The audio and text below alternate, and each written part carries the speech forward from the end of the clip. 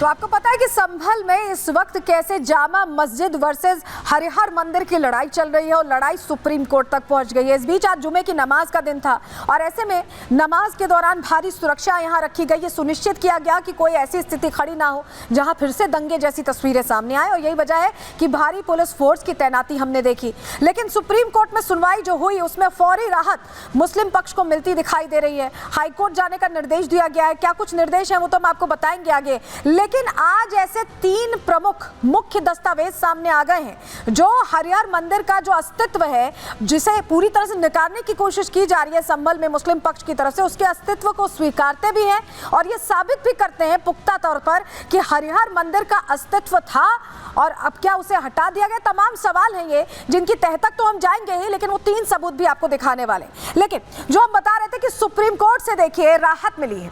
राहत इस प्रकार मिली है मुस्लिम पक्ष को क्योंकि ये कह दिया गया है कि जो कुछ भी प्रोसीडिंग्स चल रही थी अब हाई कोर्ट में चलेंगी। और क्या कुछ कहा है सुप्रीम कोर्ट ने, चलिए जानकारी आपके सामने रख देते हैं। सुप्रीम कोर्ट ने क्या कहा है, क्या डायरेक्टिव दिया है।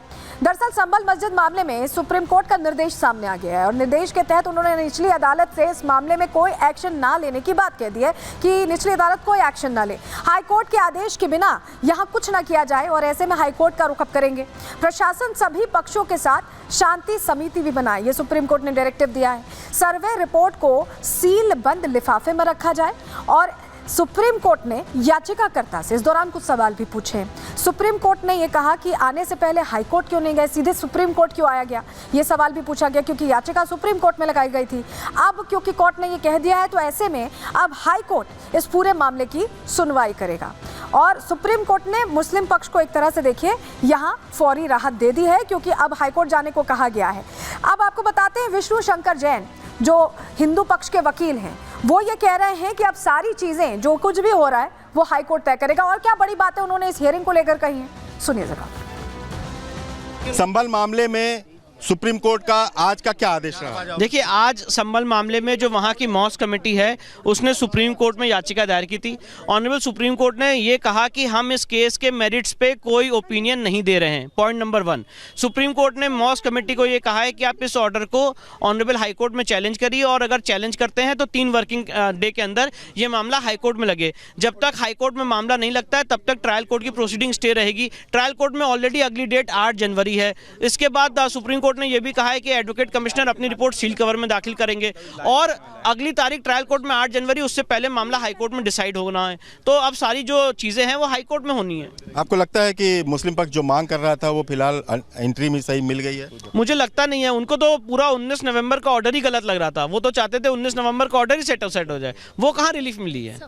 सुप्रीम कोर्ट ने सिर्फ इतना कहा है कि आप इस ऑर्डर को हाई कोर्ट में चैलेंज करिए। वो तो हम सारे लोगों को पता है कि सिविल कोर्ट के ऑर्डर को हाई कोर्ट में चैलेंज करना होता है, तो उनको यही कहा गया कि इसको हाई कोर्ट में चैलेंज करिए। अब हाई कोर्ट डिसाइड करेगा कि 19 नवंबर का ऑर्डर सही है कि गलत है।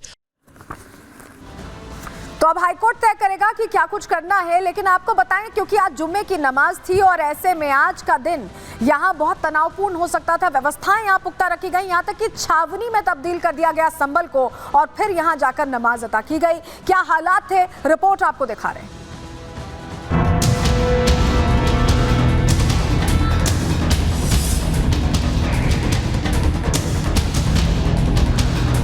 संभल में रविवार को ही हिंसा के बाद आज शाही जामा मस्जिद में जुमे की नमाज अदा की गई। संभल के मौजूदा हालात को देखते हुए संभल को 3 जोन में बांट दिया गया।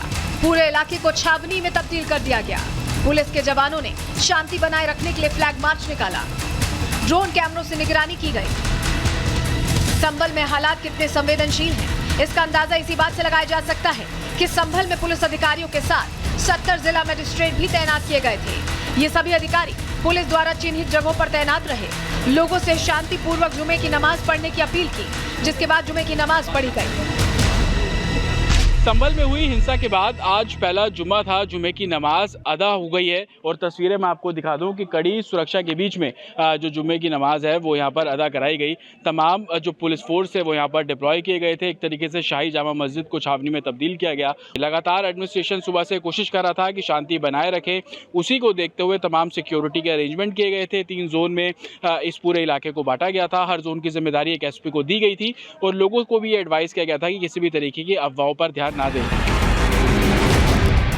जिस समय संभल में जुमे की नमाज की तैयारी हो रही थी, उसी वक्त सुप्रीम कोर्ट में मामले की सुनवाई चल रही थी। सुप्रीम कोर्ट ने मुस्लिम पक्ष को फौरी राहत देते हुए निचली अदालत के फैसले पर रोक लगा दी। साथ ही मामले को हाई कोर्ट ले जाने को कहा। सुप्रीम कोर्ट ने संभल में शांति कायम करने के आदेश दिए तो राज्य सरकार ने इस आदेश का स्वागत किया। माननीय सर्वोच्च न्यायालय के निर्णय का हम स्वागत करते हैं, सम्मान करेंगे। जो माननीय सर्वोच्च ने निर्णय दिया है उस अनुसार काम करेंगे और संभल में लॉ एंड ऑर्डर को हम मेंटेन करेंगे।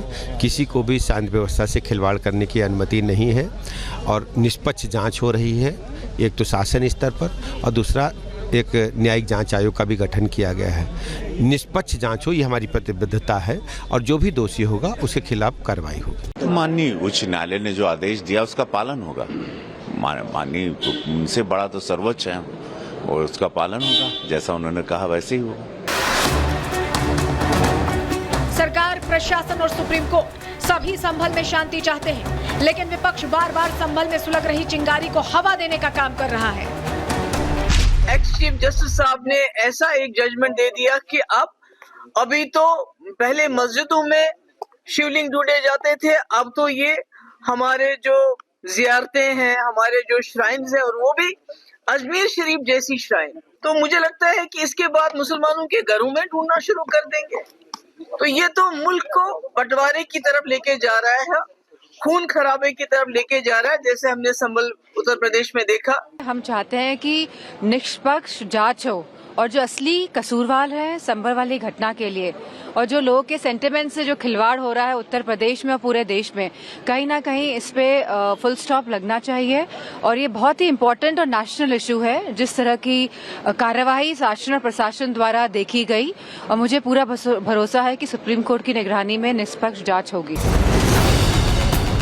विपक्ष लोगों की भावना का हवाला देकर एक पक्ष को उकसाने का काम कर रहा है। संभल में जिन पत्थरबाजों के लिए पूरा विपक्ष एक सुर में प्रशासन को दोषी ठहरा रहा है, उनकी सच्चाई कैमरों में कैद है। कई आरोपी पुलिस की गिरफ्त में हैं, जिनके पास से उपद्रव फैलाने वाले हथियार बरामद किए गए हैं। विपक्ष जहां संभल के मुद्दे पर सियासत कर रहा है, वहीं केंद्र सरकार में शामिल मंत्री बार बार शांति और कानून हाथ में ना लेने की अपील कर रहे हैं। संभल में जो हुआ है ऐसा नहीं होना चाहिए। मतलब जो भी हिंसा हुई है, जो कुछ लोग वहाँ उसमें मरे हैं, ये बात अच्छी नहीं है। हमें शांति चाहिए। हमें इसी तरह का अगर जो मंदिर मस्जिद के बारे में जो भी विवाद है, ये विवाद कोर्ट में जो फैसला है फैसला हो जाएगा। इसीलिए मुझे लगता है कि दोनों पक्ष ने कानून हाथ में नहीं लेना चाहिए और वहाँ शांति रखनी चाहिए। कोर्ट का जो भी जजमेंट आएगा उसको मंजूर करना चाहिए। फिलहाल संभल मस्जिद मंदिर विवाद पर अब हाईकोर्ट सुनवाई करेगी, जहां से तय होगा कि मस्जिद का फिर से सर्वे होगा या नहीं। Bureau report, Republic Bharat.